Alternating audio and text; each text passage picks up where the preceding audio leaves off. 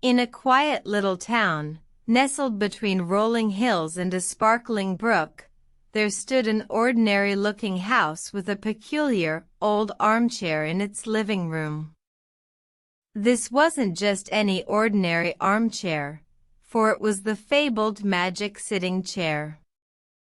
One sunny day, young Timmy, a curious and adventurous boy, discovered the chair hidden behind a curtain. He sat down, and to his surprise, the chair began to hum, and then, in a flash of light, he found himself in a world of wonder.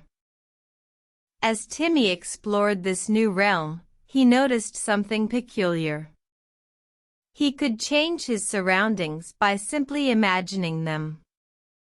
He could make mountains rise, rivers flow, and stars shine with mere thoughts. The chair had given him the power to create. Timmy spent days learning to control his newfound abilities. He built towering castles, painted skies with vibrant colors, and filled landscapes with friendly creatures. However, he soon realized that while creating was fun, he missed the simple joys of his home. Thus, he decided to use his powers for a greater purpose. He created a beautiful garden, filled with his favorite things from home. He brought the sparkling brook from his town, the bluebell meadows, and even his pet cat, Whiskers. When he returned to the real world, he found his home transformed. His town was now more beautiful than ever, and the people were amazed. Timmy, with a grateful heart, shared his story and inspired others to appreciate the beauty that surrounded them every day.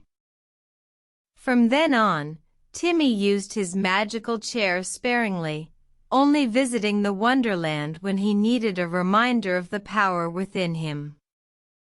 He learned that true magic lies not in creating grand spectacles, but in appreciating the simple joys and using one's abilities to make a difference. And so, the magic sitting chair remained in Timmy's home, a secret reminder of the extraordinary power within everyone, just waiting to be discovered. The end.